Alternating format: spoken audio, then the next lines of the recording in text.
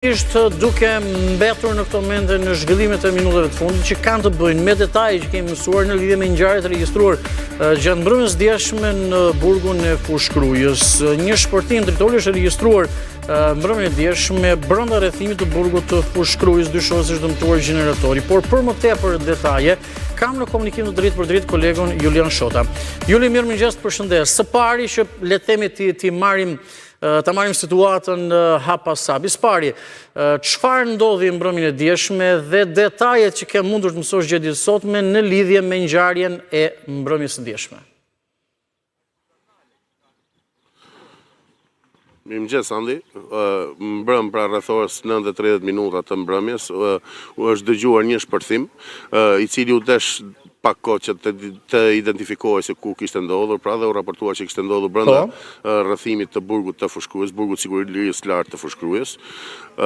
Lënda plasëse dyshohet të jetë lëndë artizanale, pra e hedhur nga jashtë në drejtim të gabinave elektrike dhe gjeneratorit të burgut, gabinat elektrike pra që furnizojnë me energji elektrike burgun e... Që me atë që po shohim, Juli, pa dashur t'ju ndërpres, por për të komentuar pak edhe pamjet, për të përshkruar më saktë. Pjesa e gjeneratorit nuk është se, le të themi, nga ambienti tjetër jashtëm tek pjesa rrethuese, ndahet thjesht me gardh metalik, me atë që pash. Nuk është se ka ndonjë mur të lartë apo diçka e tillë që është pak e vështirë. Thjesht një gardh metalik nga është hedhur lënda plasëse. Kështu besoj të jetë. Këtë pash në pamje. Po, faktikisht pjesën pra ku qëndrojnë gabinat elektrike dhe gjeneratorët me rrugën i ndan vetëm një gardh me rrjet metalike, por duhet theksuar që janë pra gabinat elektrike janë disa metra larg rrugës kryesore, pra, por siç e thash, lënda plasëse është hedhur në afërsitë të tyre. Mendohet që të ketë qenë lëndë artizanale, pasi në vendngjarje nuk janë gjetur gjurmë, pra gjurmë cilat normalisht i lë shpërthimi i tritolit, shpërthimet me tritol pra lënë gjurmë të tjera, pra nuk janë gjetur gjurmë. Në burgun e Fushkrujës janë rreth 350 të dënuar aktualisht, pra disa prej tyre janë të sigurisë lartë, vuajnë dënimin në sigurinë e lartë. Që do të thotë me rrezikshmëri të lartë, ose janë dënuar për vepra të rënda penale, pak a shumë?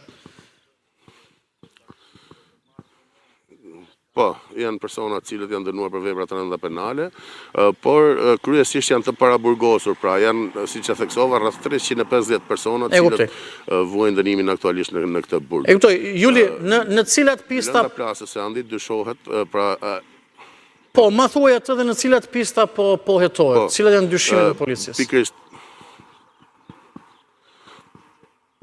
Po, policia po punon në 2 pista, pra, ku pista po punohet në pistën e një mesazhi, pra dyshohet që shpërthimit ketë qenë një mesazh për drejtuesit e institucionit burgut, por edhe në ndonjë tentativë pra për rrëmuja apo për arratisje të mundshme nga ky burg. Ditën e sotme janë thirrur nga ana drejtuesve, pra 4 grupet e gatshme, të cilët pra ndodhen aktualisht brenda ambienteve të burgut, ku po pritet kryen kontrole në përqelitet të dënuarve, por gjithashtu pritet dhe një ndërhyrje nga Drejtoria e Përgjithshme e Burgjeve, pra nga forcat e Drejtorisë Përgjithshme e Burgjeve për një kontroll të imëtësishëm në këtë burg. Të kuptoj. Juli, sepse njëra nga pjestat, po ju gjë, njëra nga pjestat është ajo ndoshta një mesazh drejtuesve, drejtori, nuk dim nëse le të themi një nga pjesat që thetohet drejtori apo drejtues tjerë, por drejtori i institucionit të ekzekutimit të vendimeve penale të Fushkrujës, zoti Apostol Luca. Dhe diçka shumë shkurtimisht, sepse timet vijojnë. Kjo ngjarje mbrëmjen e djeshme, pra çfarë lëvizjesh ka sjell në një situatë të vështirë për menaxhimin dhe çfarë po ndodh sot me menaxhimin e gjithë ambientit apo dhe të dënuarve, shumë shkurtimisht.